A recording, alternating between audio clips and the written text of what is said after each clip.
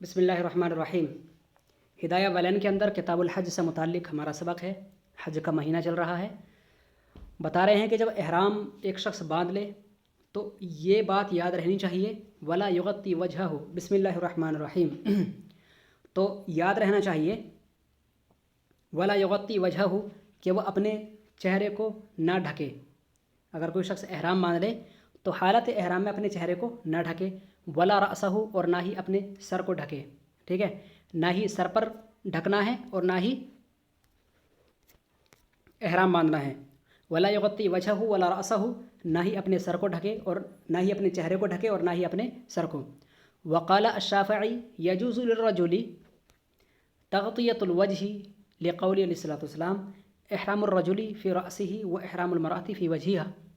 امام شافعی فرماتے ہیں کہ مرد کے لیے چہرہ ڈھکنے میں کوئی حرج نہیں، اس لیے کہ آقا علیہ السلام فرماتے ہیں کہ مرد کا احرام اس کے سر پر ہے اور عورت کا احرام اس کے چہرے میں ہے، یعنی کہ مرد سر نہ ڈھکے گا اور عورت چہرہ نہ ڈھکے گی، کیونکہ مرد کا جو احرام ہے فی رأسہ، مرد کے سر میں احرام ہے، یعنی سر پر احرام ہے، سر پر کوئی اور چیز وہ ڈھکے گا نہیں، سر کو ڈھانک کر نہیں رکھے گا، اور مرد کا جو احرام ہے وہ اس کے چہرے پر ہے، عورت اپنا چہرہ نہیں ڈھکے گی، ٹھیک ہے۔ تو مرد کے لیے چہرے کا اگھر رہنا کوئی ضروری نہیں، مرد اگر چہرہ ڈھک لے تو کوئی پریشانی نہیں، ایسا امام شافعی کہتے ہیں۔ بہرحال ہمارے نزدیک مرد سر کو نہ ڈھکے گا اور چہرے کو بھی نہ ڈھکے گا۔ ولنا قولہ علیہ الصلوۃ والسلام، اور ہماری یہ جو دلیل ہے یہ بات کہنے کے لیے وہ آقا علیہ الصلوۃ والسلام کا قول ہے، لا تخمروا وجہہ ولا رأسہ، تم لوگ نہ اپنے چہرے کو ڈھکو اور نہ اپنے سر کو۔ فإنہ یبعث یوم القیامۃ ملبیا، اس لیے کہ بروز قیامت حج میں انتقال کرنے والے حاجی صاحب جو خوش نصیب ہوں گے،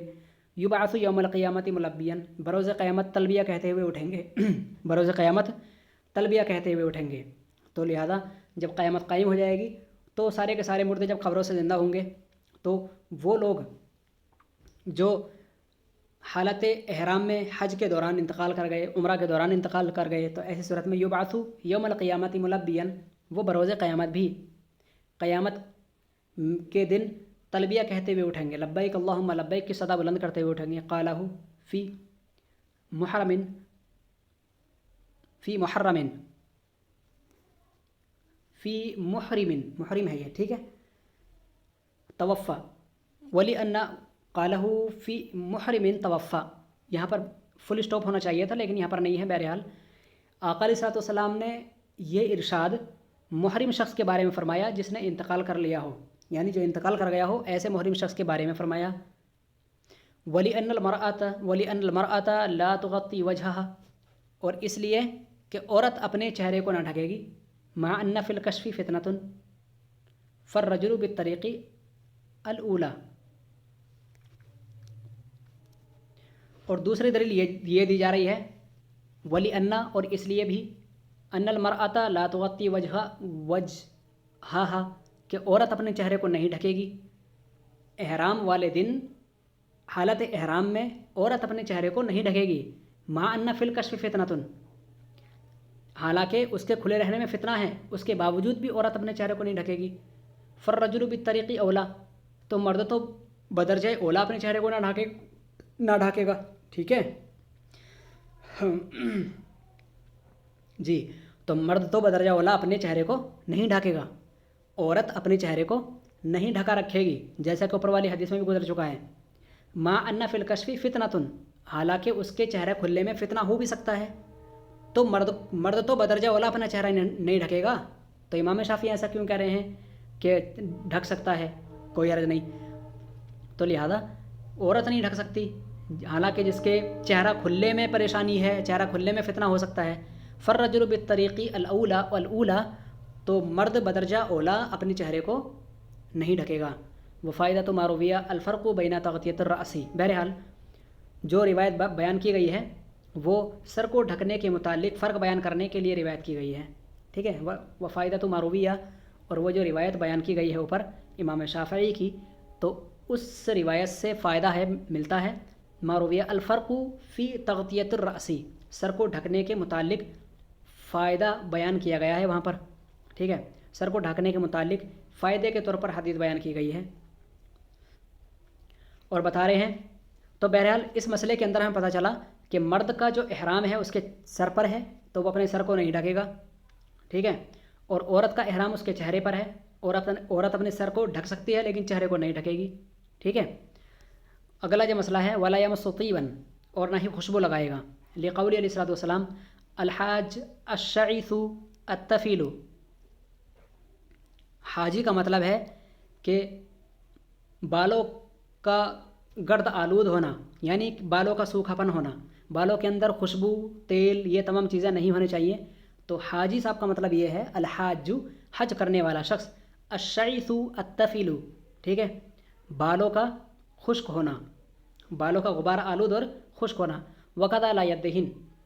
اور اسی طریقے سے بتایا جاتا ہے کہ وہ اپنے سر کے اندر تیل بھی نہیں لگائے گا۔ تو تیل لگانے کے لیے بھی یہی دلیل ہے لما روینہ، جیسا کہ ہم نے پہلے بیان کی ہے۔ آقا علیہ الصلوۃ والسلام فرماتے ہیں الحاج الشعیث الطفیل، ٹھیک ہے، حاجی کا مطلب یہ ہے کہ اس کے بال سوکھے اور گرد آلود سے ہوں، جیسا کہ ہم نے روایت کی ہے۔ تو تیل بھی نہیں لگائے گا اسی روایت کو دیکھتے ہوئے۔ ولا یلحق ولا یلحق ولا یحلق ہے، یہ حلق یحلق تحلیق، ولا یحلق رأسہ ولا شعر بدنہ، اور نہ ہی وہ اپنے سر کو موڑے گا اور نہ ہی اپنے بدن کے بال کاٹے، یعنی احرام باندھنے کے بعد نہ ہی اپنے سر کے بال کٹوائے گا اور نہ ہی اپنے بدن کے بال، لقولہ تعالی ولا تحلقوا رؤوسکم، اور تم اپنے سروں کو نہ مڑاؤ، سورہ بقرہ آیت نمبر 196 میں ہے۔ ولا یقص من لحیتہ، اور نہ ہی اپنی داڑھی کو کم کرے، ہاں سمجھ میں، عام دنوں میں داڑھی کو کم کر سکتا ہے لیکن حالت احرام میں اپنی داڑھی کو کم نہ کرے، لأن فی معنی الحلق، اس لیے کہ داڑھی کو کم کرنا وہ حلق کے معنی میں ہی ہوگا، وَلِأَنَّ فِيهِ إِزَالَةُ الشَّعِثِ وَقَضَاءَ الطَّفِيسِ، اس لیے کہ بال کم کرنے میں وہ خشکی کو دور کرنا اور میل کچیل یا تو گرد آلود کو دور کرنا پایا جائے گا، جبکہ احرام والوں کے لیے اس طرح کی زینت اپنانا جائز نہیں ہے، ٹھیک ہے۔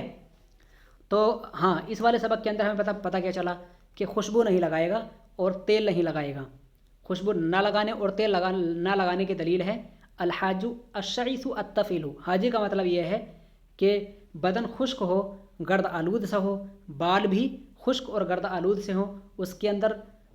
باقاعدہ ایک شیمپو کیے ہوئے تیل خوبصورت سے بال اور بہت زبردست چمکتے ہوئے لہلاتے ہوئے کالے کالے بال، ایسا نہیں ہونا چاہیے، ٹھیک ہے۔ سادے مزاج میں بالکل جیسا بندہ ہے پیور ویسا ہی رہنا چاہیے جیسے خلق خدا میں، جیسے اللہ تبارک و تعالیٰ کی تخلیق اصلی ہے، بالکل ویسے ہی رہنا چاہیے انسان کو، ٹھیک ہے۔ اور خوشبو نہیں لگائے گا، تو اس کے متعلق بات ہو گئی تھی، اور بتایا جا رہا تھا کہ نہ ہی اپنے سر کو مڑائے گا اور نہ ہی اپنے بدن کے بال کہیں کے بھی کاٹے گا، اس لیے کہ اللہ تبارک و تعالیٰ ارشاد فرماتا ہے ولا تحلقوا رؤوسکم، تم اپنے سروں کے بالوں کو نہ کٹاؤ، ٹھیک ہے، اور نہ ہی داڑھی کے بالوں کو کم کرے گا، تو اس میں بھی موڑنے کا ہی معنی پایا جائے گا، ٹھیک ہے۔ تو آگے پڑھیں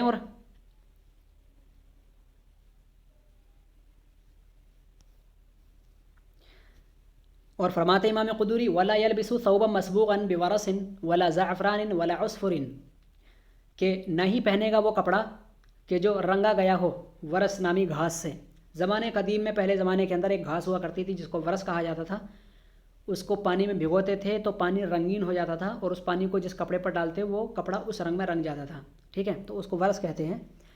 تو ورس نامی گھاس کے رنگ سے اپنے کپڑے کو نہ رنگے، وہ گھاس ہوتی تھی ہماری طرف نیل وغیرہ پہلے چلتا تھا، کبھی آج تک تو ہم نے، آج کے زمانے میں تو بہت ہی کم، بوڑھے پرانے بزرگ کبھی کوئی لگا لیتا وہ اپنے کپڑوں کے اندر نیل، بہرحال کپڑوں کو کلر نہیں کرے گا، ٹھیک ہے۔ ولا زعفران، نہ ہی زعفران سے، ولا عصفر، اور نہ ہی عصفور سے، یہ تمام زمین سے اگنے والی چیزیں ہیں۔ ورس بھی زمین سے اگتی ہے، اس کے اندر بھی ایک رنگ ہوتا ہے، ولا زعفران، اور نہ ہی زعفران بھی اگتی ہے زمین سے ہی، اس کے اندر بھی ایک رنگ ہے، ولا عصفر، عصفر بھی زمین سے ہی اگتی ہے اور اس کا بھی ایک رنگ ہوتا ہے، ان تینوں میں سے کسی بھی رنگ سے کپڑے کو نہ رنگے، لقولہ علیہ الصلوۃ والسلام، آقا علیہ الصلوۃ والسلام فرماتے ہیں ولا لا یلبس المحرم، احرام باندھنے والا شخص نہ پہنے گا ثوبا مسہ زعفران، ایسا کپڑا کہ جس کو زعفران لگا ہو، ولا ورس، اور نہ ہی وہ کپڑا کہ جس کو ورس نامی گھاس کا رنگ لگا ہو، ٹھیک ہے۔ انشاءاللہ پھر آگے پڑھیں گے، اور آج کے لیے اتنا کافی ہے، چلو پڑھو محنت سے۔ السلام علیکم ورحمۃ اللہ تعالیٰ وبرکاتہ۔